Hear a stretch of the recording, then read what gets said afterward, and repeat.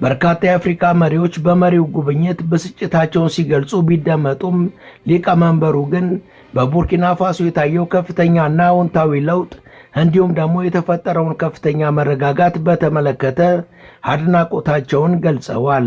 I am here today in my official capacity as the president of the African Union, and I am also very pleased to have met my brother who is also the president of the Alliance of Sahel States. ስለተደረገልኝ አቀባበል ከልብ አመሰግናለሁ።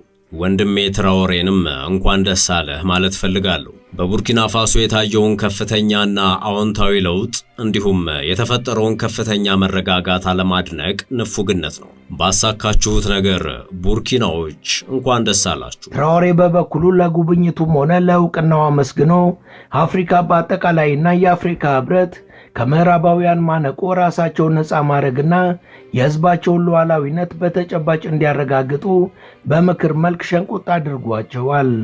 ምዕራባውያን ለአፍሪካ ሀገራት እሴቶች ክብር የማይሰጡና አፍሪካውያንን ዲሞክራሲ ለማለማመድ የሚያስፈልገው ስልጣኔ የሚጎላቸው ናቸው በማለት በአደባባይ የተናገረ ሲሆን ፍላጎታቸውን በአፍሪካ ላይ ለመጫንም በእርዳታ ተቋሞቻቸው በኩል የሚጠቀሙት አጀንዳ ደግሞ ዲሞክራሲና ሌሎች በማር የተለወሱ መርዞች ናቸው ብሏል። የቡርኪና ፋሶን ተጨባጭ ለውጥና እድገት ለማጣጣል የሚጠቀሙት የፕሮፓጋንዳ ቁልፍ ይዘት ደግሞ በአገሪቷ ዲሞክራሲያዊ የሆነ ምርጫ አልተደረገም የሚል ነው። ይሁንና በቡርኪና ፋሶ የተባለው ዲሞክራሲና ምርጫ በነበረበት ወቅት እንኳን ህዝቡ በረሃብ አለንጋ ሲገረፍ የነበረ ሲሆን በሚሊዮኖች የሚቆጠሩም ተፈናቅለው ነበር።